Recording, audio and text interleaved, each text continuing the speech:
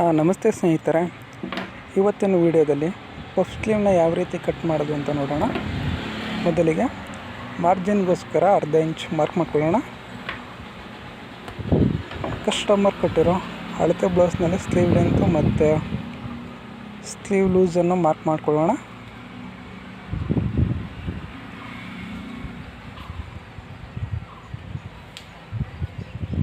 ನಾನು ಅರ್ಧ inch extra ತೊಗೊಳ್ತಾ ಇದ್ದೇನೆ ಮಾರ್ಜಿನ್ಗೋಸ್ಕರದು. ಮತ್ತು ಹಾರ್ಮಲ್ ಡೌನಿಂಗ್ ಅದರಲ್ಲಿ ಎಷ್ಟಿದೆ ಅಷ್ಟನ್ನೇ ಮಾರ್ಕ್ ಮಾಡ್ಕೊತಾ ಇದ್ದೀನಿ. ಹಾರ್ಮಲ್ ಲೂಸ್ ಮಾರ್ಕ್ ಮಾಡ್ಕೊಳ್ಳೋಣ. ಸ್ಟ್ರೈಟಾಗಿ ಒಂದು ಗೆರೆ ಹಾಕೊಳ್ಳೋಣ.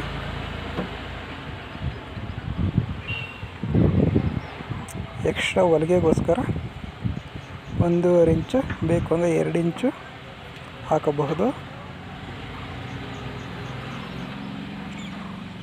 ಮತ್ತು ಸ್ಲೀವ್ ಲೆಂತು ಮತ್ತು ಆರ್ಮಲ್ ಡೌನಿಂಗು ಒಂದೊಂದು ಸ್ಟ್ರೈಟಾಗಿ ಗೆರೆ ಹಾಕೊಳ್ಳೋಣ.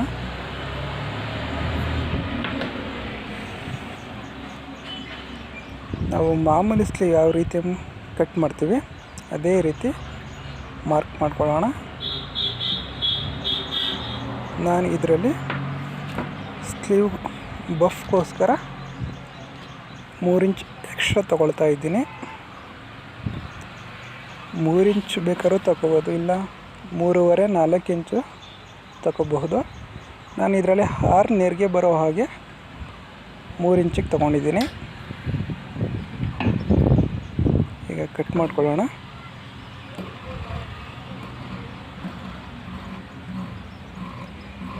ಎಲ್ಲ ಪಫ್ ಸ್ಲೀವ್ಗೂ ಇದೇ ಥರ ಪ್ಯಾಟ್ರನ್ ಬರುತ್ತೆ, ಚೇಂಜಸ್ ಏನೂ ಇಲ್ಲ.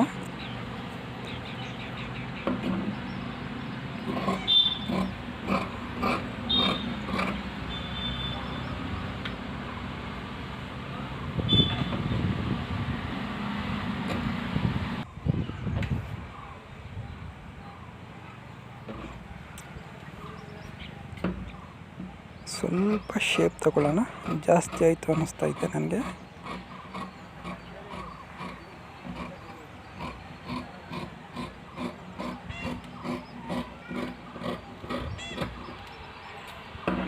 ಈಗ ನಾಚ್ ಮಾಡ್ಕೊಳ್ಳೋಣ ಸ್ಲೀವ್ ಲೂಸ್ ಹತ್ರ.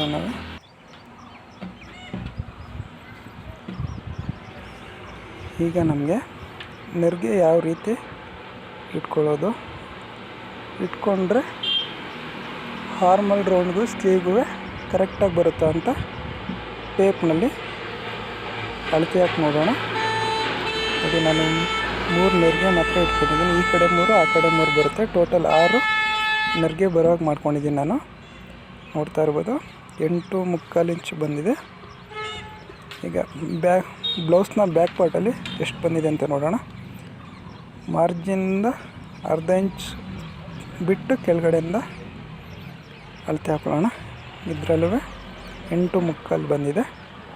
ಈಗ ನಾಚ್ ಮಾಡ್ಕೊಳ್ಳೋಣ. ಅಲ್ಲಿ ನೆರಿಗೆ ಎಲ್ಲಿಂದ ಹಾಕ್ಕೊಳ್ಳೋದು ಅಂತ ಗೊತ್ತಾಗುತ್ತೆ ಸ್ಟಿಚ್ ಮಾಡಬೇಕಾದ್ರೆ. ಹಾಗೆ ಫ್ರಂಟು ಶೇಪ್ ತಗೊಳ್ಳೋಣ. ಸ್ಲೀವ್ನಲ್ಲಿ ಒಂದು ಅರ್ಧ ಇಂಚಷ್ಟು ತಗೊಳ್ಳೋಣ.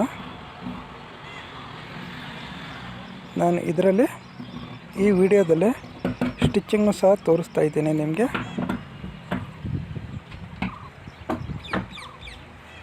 ಕೆಳಗಡೆ ಮಾರ್ಜಿನ್ ಕಟ್ ಮಾಡ್ಕೊಳ್ಳೋಣ.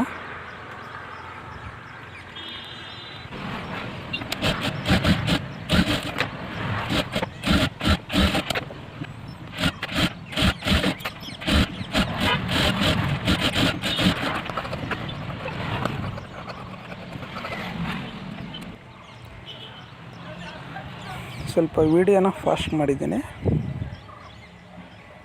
ನೆರಿಗೆ ಇಟ್ಕೊಳ್ತಾ ಇದ್ದೀನಿ ನೋಡಿ.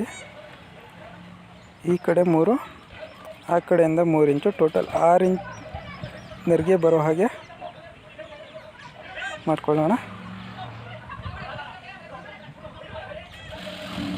ಸಿಂಪಲ್ಲಾಗಿ ತೋರಿಸಿದ್ದೀನಿ ನಿಮಗೆ.